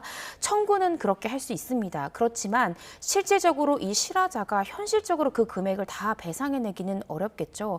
아마 굉장히 큰 배상 책임이 지어질 경우에 이 실화자는 뭐 개인회생이나 파산 신청을 할 가능성이 저는 크다고 생각이 드는데요. 실제로 수천억 원이 청구된다 한들 법원에서 인정되는 금액은 아마 10분의 1 이하로 줄어들 것입니다. 그 이유는 이 실화자가 했던 행위가 그 대형 산불과 직접적인 연관성이 있다기보다는 건조한 날씨랄지 또 진화 과정 중에 여러 실수랄지 또 여러 가지 어떤 침엽수의 영향이랄지 이 실화자가 제어할 수 없는 그런 자연적인 이런 요소들이 이렇게 대형 산불로 이어진 것이기 때문에 모든 책임을 다 실화자가 진다라고 법원은 보지 않을 것이고요. 이런 것들을 과실상계를 통해서 과실로 여겨져서 많은 배상 액수가 줄어들 것입니다. 그래서 과거에도 뭐 270억 원을 청구했지만 실제로 인정되는 금액이 20억 원 정도였고요. 보통 이런 식으로 이렇게 큰 대형 산불까지 생각을 하고 실화를 한 사람은 없을 것이기 때문에 자연 발생적으로 이렇게 대형 산불로 번진 것까지 모든 것까지 다 그 손해배상액을 실화자에게 지우기는 현실적으로 어렵습니다. 네. 그런데 검찰이 워낙 많은 인명 피해가 나지 않았습니까? 네. 인명 피해뿐만 아니라 문화재 피해를 일으킨 만큼 산림보호법뿐만 아니라 형법, 또 문화재보호법 적용을 검토해야 한다. 그리고 대형 산불의 선례를 감안할 때 압수수색, 포렌식, 출국금지 신청 등을 절차대로 추진하면 구속수사가 불가피하다. 이렇게 판단했더라고요. 그런데 저는 단순 만약에 실수로 인한 실화가 맞다면 사실상 구속영장을 청구한다 하더라도 실제 영장이 발부되기는 조금 어렵지 않을까라는 생각이 듭니다. 산림보호법상 실화의 경우에는 3년 이하의 징역 또는 3천만 원 이하의 벌금형도 있습니다. 실수이기 때문에 처벌의 수위가 비교적 낮은데요. 만약에 어떤 그런 포렌식 수사나 아니면 압수수색을 통해서 이것이 실수가 아니라 고의인 것이 밝혀진다면 타인 소유의 이러한 살림에 의도적으로 불을 낼 경우에는 5년 이상 15년 이하의 징역형만이 되어 있습니다. 따라서 고의로 낸 산불이다까지 입증이 된다면 검찰에서 의도하고 있는 구속영장 발부가 가능할 것으로 보여지지만 단순 실화의 경우에는 수사 단계부터 구속을 하기는 조금 어렵지 않나라는 생각이 들고요. 문화재법을 검토는 할 수 있지만 지금 이 실화자는 성묘 과정 중에서 산에 어떤 실수에 작은 불을 낸 것에 불과하지 이 문화재에 어떤 불을 낸 것은 아니기 때문에 결과론적으로 문화재가 불에 탄 것이지 않습니까? 따라서 검토는 할 수 있지만 실질적으로 과연 적용할 수 있을 것인가, 그리고 그 해당 죄명으로 구속영장까지 청구하고 발부가 될 것인가는 조금 의구심이 듭니다. 예, 민법에서 배상액 관련해 그 실화자가 진화 초기에 어떻게 행동했는지도 중요하게 본다고요? 네, 그렇습니다. 그 부분은요, 이 실화자가 산림보호법 위반으로 형사처벌 대상이 된다 해도 굉장히 중요합니다. 우리가 흔히 성묘에 갔을 때 작은 불씨가 발생할 수 있습니다. 그런데 그 불씨에 대해서 그냥 방치하고 그 자리를 떠났다라고 하고 또 그것이 대형 산불로 이어졌다라고 하면 그 손해배상액에 있어서 그 사람의 과실의 범위가 굉장히 넓게 인정되고요. 손해배상액 청구에서 많은 부분이 이 실화자의 책임으로 인정될 수 있습니다. 이 산림보호법상 형사처벌을 받을 때도 마찬가지인데요. 처벌의 수위를 결정할 때는 어떤 상황에서 실화가 되었느냐도 보지만 실화가 발생한 다음에 이 행위자, 즉 피고인이 어떤 행위를 통해서 결과를 억제시키기 위해서 노력했는가도 굉장히 중요한 양형참작 요소이기 때문에 민사소송뿐만 아니라 형사처벌에 있어서도 실화자가 실화라는 상황이 발생했을 때 어떻게 대처했는가가 또 굉장히 중요한 포인트 중에 하나입니다. 네, 그 경북 산불을 낸 혐의로 57세 A씨가 내일부터 이제 피의자로 입건돼 조사가 되는데 그 타 지역 출신임에도 산불이 나자 직접 산림당국에 신고를 했더라고요. 이 부분이 좀 참작이 될까요? 네, 많이 참작이 될 것입니다. 일종의 자수를 한 것이다라고 자수감경을 해당 피의자가 주장을 할 수 있습니다. 자수함은 수사당국에서 피의자가 성명불상자인데 해당 성명불상자 피의자가 스스로 나서서 자신의 죄를 밝히고 수사를 촉구할 때 자수함으로써 이 감경할 수 있다라는 감경 요소로 작용할 수 있는데요. 이 실화자가 아마 보도 내용을 보고 혹시 내가 냈던 이 실화가 이 대형 산불로 이어진 것이 아닌가라고 의심을 해서 스스로 수사당국에 자신의 잘못을 밝힌 것에 해당이 되기 때문에 아마 이러한 부분들이 검찰에서 얘기하고 있는 구속영장 청구가 실제로 된다 하더라도 아마 영장 발부가 조금 어려울 가능성이 이렇게 자진해서 신고한 부분이랄지 또 그때 당시에 진화를 위해서 만약에 이 피의자가 상당 부분 노력했다면 아마 영장 발부까지는 조금 어렵지 않나라는 생각이 듭니다. 예. 산림 보호 책무는 뭐 일단 산림청이나 지자체도 있고 또 직접적인 책임이 있는 가해자, 실화자에게도 있을 텐데 그 구분을 어떻게 짓습니까? 그것은 이제 조사를 해봐야 됩니다. 현재는 계속 진화 작업에 총력을 기울이고 있기 때문에 사실 이 화재를 발생시킨 이 실화자에 대한 조사도 이제야 이루어지는 거지 않습니까?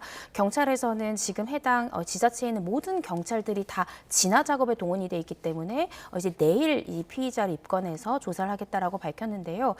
정확한 조사를 해봐서 그 실화자가 발생했던 실화의 이 범위 어디까지 이 대형 산불이 이 실화자의 책임으로 볼 것인지 이후에 이 대형 산불로 확산된 때 어떤 지자체의 책임이랄지 또 진화 작업상에 어떤 오류가 있었는지 이런 부분은 앞으로 이 진화가 다 완료된 이후에 그 발생 원인과 이 확장 이 책임의 소재에 대해서 아마 철저히 가릴 것 같습니다. 네, 이번 산불은 뭐 실화로 추정이 되긴 합니다만 종종 또 방화 사건도 발생하지 않습니까? 네. 그렇다 보니까 지금 산불 가해자에게 조금 더 엄중한 처벌을 내려 하는 게 아니냐 이런 의견도 있던데 해외랑 좀 비교를 해보면 어떻습니까? 일단 해외마다도 조금 다른데요. 미국 같은 경우에는 우리나라보다 훨씬 더 이 방화자, 실화자에 대한 처벌의 수위가 높습니다. 예를 들어서 2013년에는요, 이 미국 법원이 캘리포니아에 산불을 내서 이 5명을 숨지게 한 방화범에 대해서 사형을 선고하기도 했습니다.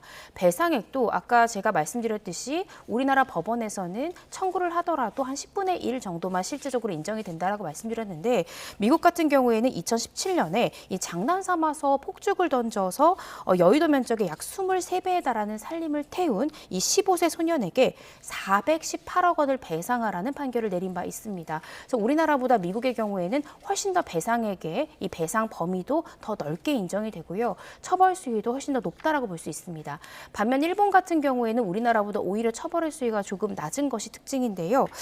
산림법 203조 일본법에 따르면 이 실수로 산림에 불을 놓은 자에 대해서 징역형의 규정이 없습니다. 이 50만 원 이하의 벌금에 처한다라고 벌금형만 규정되어 있기 때문에 해외라고 해서 모두 다 우리나라보다 무조건 처벌의 수위가 높다거나 배상액이 더 굉장히 크게 인정되는 것은 아니고 국가마다 약간의 차이를 보이고 있습니다.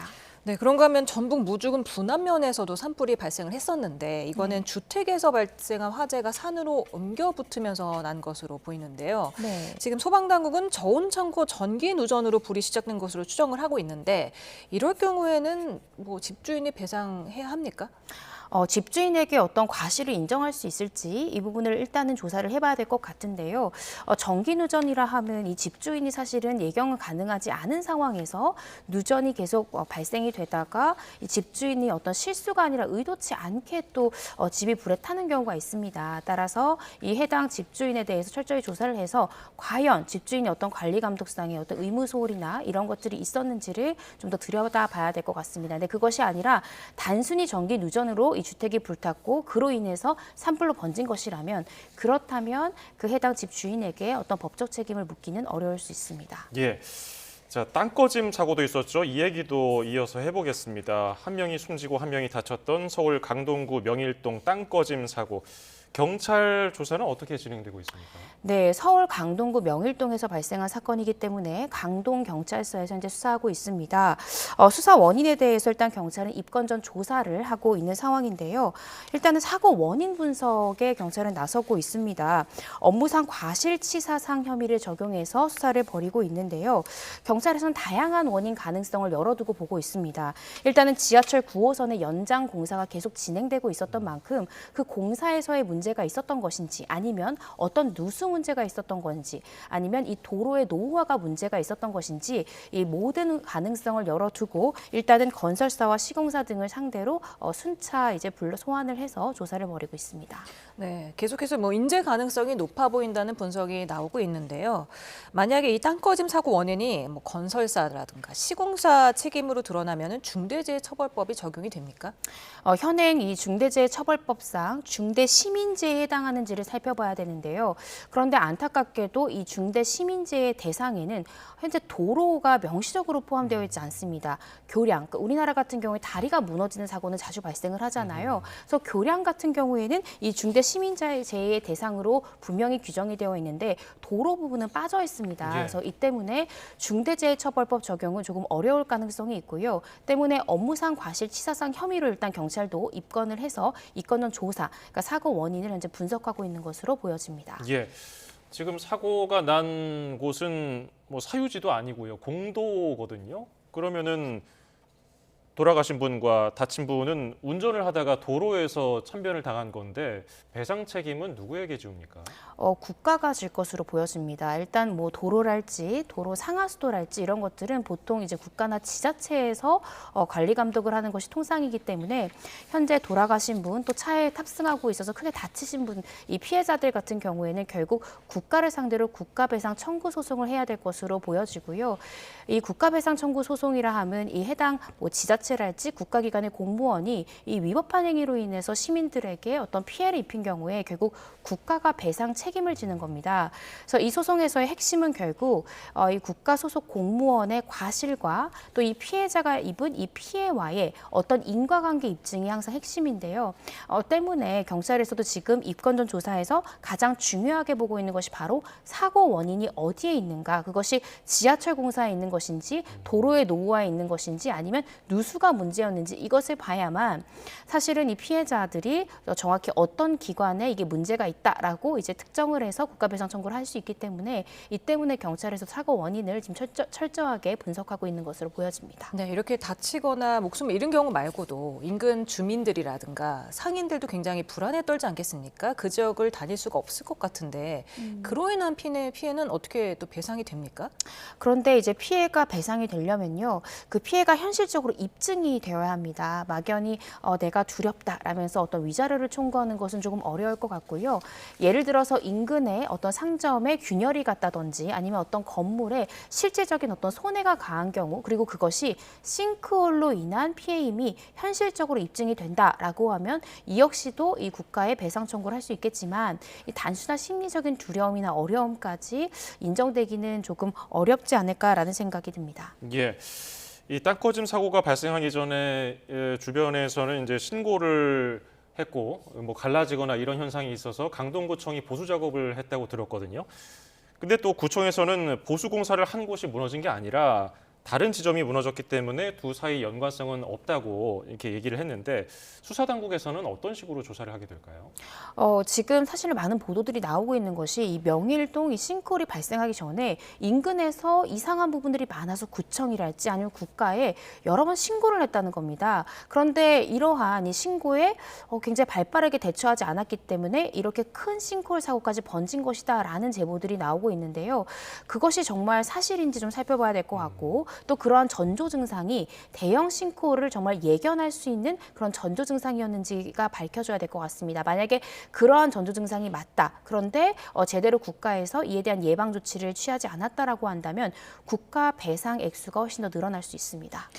네, 지금 주민들 얘기 중에 이런 얘기가 있더라고요. 우리나라 부동산 가운데 지금 좌지우지하는 게 역세권이었는데 지금 이번 사고를 보면서 집 주변에 지하철역이 생긴다고 해서 마냥 반길 일만은 아닌 것 같다. 이제 걱정이 앞설 것 같다. 이렇게 얘기를 하십니다.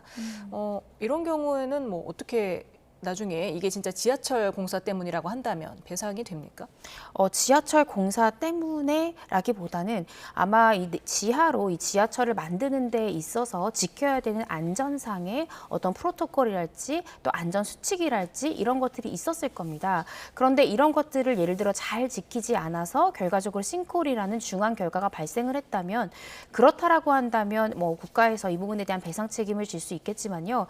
뭐 지하철을 연장하고 또 지하화를 하는데 모든 안전 수칙을 다 지켰음에도 불구하고 예견할 수 없었던 그런 사고다라고 하면 사실 국가 배상 책임의 정도는 굉장히 줄어들 것입니다. 그래서 단순히 어떤 지하철 공사 때문이다라기보다는 그 지하철 공사에서 지켜야 되는 안전 수칙이나 관리 감독 의무를 국가에서 충실히 했는지 이 부분을 좀 살펴봐야 될 것 같습니다. 예, 오늘 말씀 여기까지 듣겠습니다. 이고은 변호사였습니다. 고맙습니다. 감사합니다. 3월의 마지막 주말인 내일은 아침 공기가 부쩍 차가워지겠습니다. 네, 내일 아침 서울과 광주 1도, 파주 영하 4도까지 떨어지는 등 오늘보다 4에서 6도가량 낮아 춥겠고요. 낮 기온도 서울과 파주 7도, 광주 11도로 오늘보다 1도에서 4도, 예년보다 5도에서 7도가량 낮아 쌀쌀하겠습니다. 내일 오전부터 오후 사이에는 수도권과 강원, 충남 북부 서해안에 약한 비가 내리겠고요. 오늘 많은 눈이 쌓인 강원 산간에는 1에서 5cm의 추가 적설이 예상됩니다. 피해 없도록 대비 잘해주시기 바랍니다. 한편 건조함이 극심한 영남 내륙 지역은 별다른 비 예보가 없어 대기가 더욱 메마를 전망입니다. 꽃샘추위는 다음 주 월요일 낮부터 누그러지겠고요. 당분간 맑은 날씨가 이어지겠습니다. 이에 따라 계속해서 산불 위험이 높은데요. 최근 10년간의 산불 원인을 살펴보면 대부분 사람에 의한 것이었습니다. 따라서 각별한 주의가 필요한데요. 우선 산에 오를 때는 절대 인화성 물질을 소지하지 말고 쓰레기를 소각하거나 흡연도 해서는 안 됩니다. 마지막으로 통제 구역으로 들어가는 것도 피하시는 것이 좋겠습니다. 날씨 캔버스의 김수연, 원희다였습니다. 오늘 뉴스 플러스는 여기까지입니다. 시청해주신 여러분 고맙습니다.